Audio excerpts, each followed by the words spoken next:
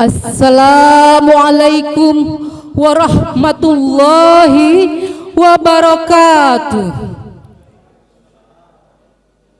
Alhamdulillahi rabbil alamin, wa bihi nasta'inu ala umurid dunya waddin. Wassalatu wassalamu ala asrafil mursalin wa ala alihi wassahbihi azmain. Amma ba'du. Dewan Hakim yang saya hormati, hadirin dan hadirat yang dirahmati Allah Subhanahu wa Ta'ala. Negara Indonesia sedang berada pada fase bonus demografi yang diproyeksikan pada tahun 2020 sampai dengan tahun 2030. Menurut Badan Pusat Statistik, pada tahun 2030, sekitar 70% penduduk Indonesia akan berusia di bawah 40 tahun. Bonus demografi adalah istilah yang digunakan untuk menggambarkan keadaan suatu negara di mana penduduk usia produktif itu lebih banyak dibanding dengan penduduk yang tidak produktif seperti anak-anak dan orang tua. Fenomena ini memungkinkan suatu negara untuk memperkuat ekonominya dan meningkatkan kualitas hidup masyarakatnya. Namun, sejalan dengan itu, tentu ada permasalahan dan tantangan yang akan kita hadapi. Fenomena yang dapat kita amati pada akhir-akhir ini yaitu permasalahan pada generasi Z atau yang sering kita kenal dengan istilah Gen Z. Remaja merupakan cerminan masa depan bangsa.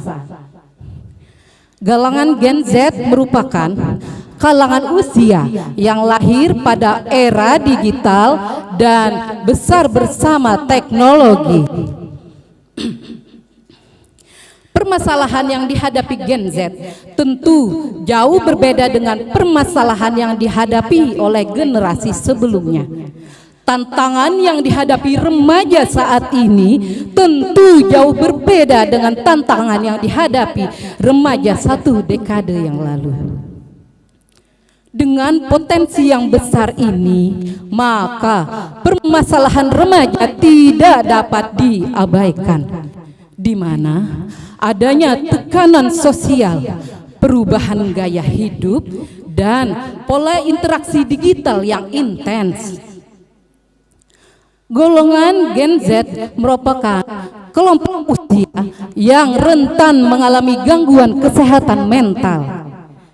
Menurut survei Indonesia National Adolescent Mental Health Survey pada tahun 2022, sekitar 5,5% remaja berusia 10 sampai 17 tahun itu mengalami gangguan kesehatan mental, dan didominasi dengan gangguan kecemasan sekitar 26,7%, dan gangguan pusat perhatian sekitar 10,67%, dan depresi sekitar 5,3%. Lonjakan ini terjadi karena adanya tekanan sosial dan diperburuk oleh eksposur konten negatif di media sosial. Kelompok remaja merupakan pengguna aktif media sosial. Penggunaan platform Instagram dan TikTok ini dapat memicu terjadinya perbandingan sosial, di mana bisa memicu terjadinya kecemasan, rasa rendah diri, dan terjadinya cyberbullying. Sebagai konsumen utama konten digital, golongan Gen Z sering terpapar konten yang mengandung kekerasan. video game dan film yang ditonton sering menampilkan kekerasan secara eksplisit. Hal ini dapat menurunkan empati dan meningkatkan agresi. Menurut studi menunjukkan konten kekerasan dapat mempengaruhi perilaku remaja, apalagi jika tidak mendapat bimbingan yang tepat. Permasalahan pada remaja itu diantaranya penggunaan narkoba dan alkohol, kemudian kecanduan judi online, serta kurangnya akhlak dan adab dalam menghormati orang tua dan guru di sekolah. Hal ini terjadi karena kurangnya ketaatan kepada Allah, Rasul, dan ulil amri di antara mereka, kurangnya pengetahuan tentang agama, dan kurangnya rasa iman dan takwa di dalam diri. Oleh karena itu, pada kesempatan kali ini, izinkan saya untuk membawakan dakwah dengan judul mengimplementasikan ketaatan kepada Allah, Rasul, dan ulil amri. Ketaatan kepada Allah dan Rasul merupakan tanggung jawab seorang muslim. Orang yang senantiasa taat akan mematuhi segala perintahnya dan menjauhi segala larangannya. Dalam perintah ketaatan kepada Allah dan Rasul termaktub dalam Al-Quran surah An-Nisa ayat 59 yang berbunyi, A'udzu billahi minas syaitonir rajim. Bismillahirrahmanirrahim. Ya ayyuhalladzina amanu atiullaha wa atiur rasul wa ulil amri minkum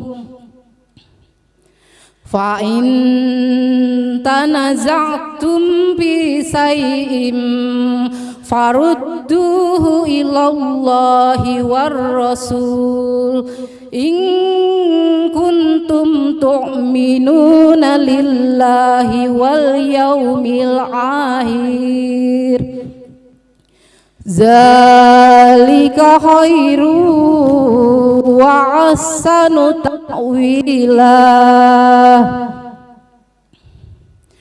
Hamba berlindung kepada Allah dari godaan syaitan yang terkutuk dengan menyebut nama Allah yang Maha Pengasih lagi Maha Penyayang.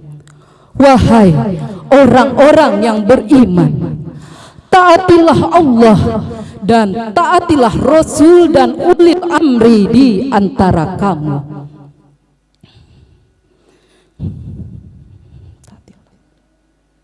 Dan jika kamu berbeda pendapat tentang sesuatu, maka kembalikanlah kepada Allah Al-Quran dan Rasul sunnahnya.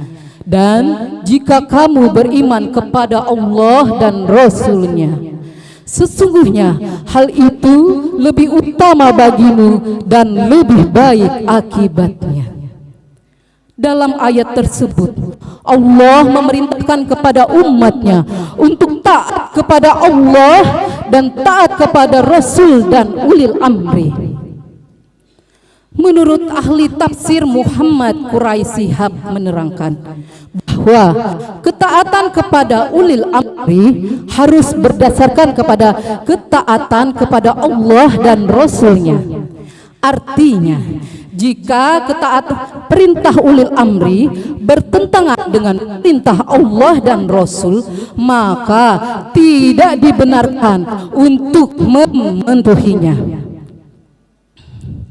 Taat kepada Allah dan Rasul merupakan pondasi utama dalam menjalani kehidupan yang damai dan penuh rahmat.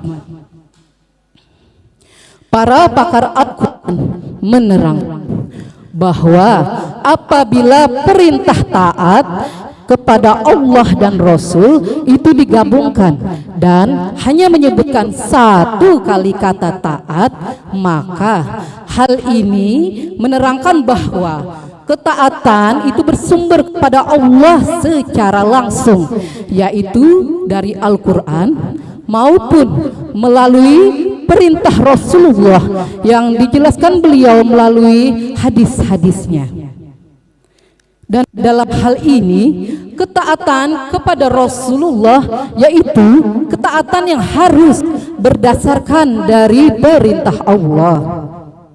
Namun apabila perintah taat itu disebutkan lebih dari satu kali seperti yang terdapat dalam surah An-Nisa ayat 59, maka Rasulullah memiliki hak dan wewenang untuk ditaati walaupun tidak bersumber dari Al-Quran.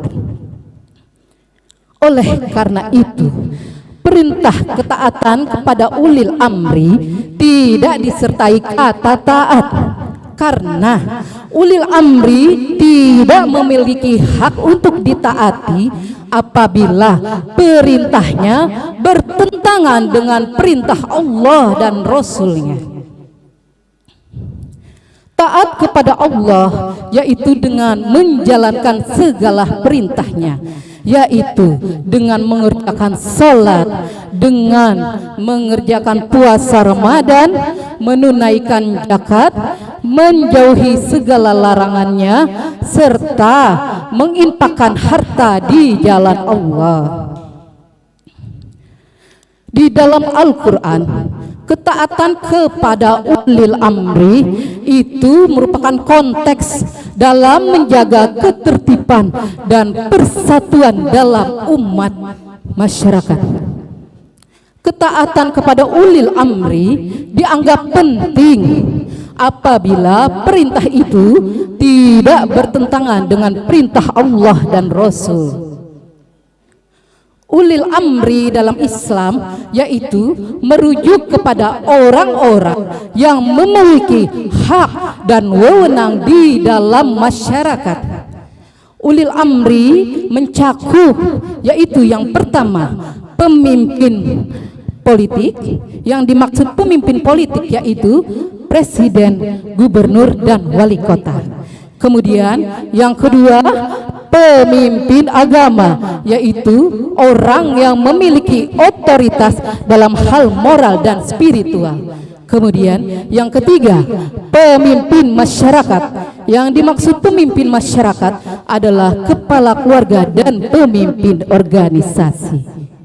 Hadirin hadirat yang dirahmati Allah, kesimpulan yang dapat ditarik dari uraian singkat yang telah disampaikan yaitu mengimplementasikan ketaatan kepada Allah, Rasul dan ulil amri adalah tanggung jawab seorang muslim. Dengan mematuhi ketiga otoritas ini, maka kita dapat memperoleh hidup yang damai dan keberkahan di dalam masyarakat. Ketaatan harus kita laksanakan dalam kehidupan sehari-hari, baik dalam hidup dan hubungan dengan Allah, dengan manusia serta sesama umat manusia lainnya. Dengan pemahaman yang konsisten, maka kita dapat menjadi pribadi yang lebih baik lagi dan berkontribusi secara positif di lingkungan masyarakat. Dewan Hakim yang arif dan bijaksana, hadirin dan hadirat yang berbahagia, izinkan saya menutup dakwah kali ini dengan pantun. Jalan-jalan ke kota Palangkaraya, tidak lupa membeli pepaya. Tertitip pesan dari saya, semoga ketaatan kita senantiasa terjaga. Akhirul kalam, wabillahi taufiq wal hidayah. Wassalamualaikum warahmatullahi wabarakatuh.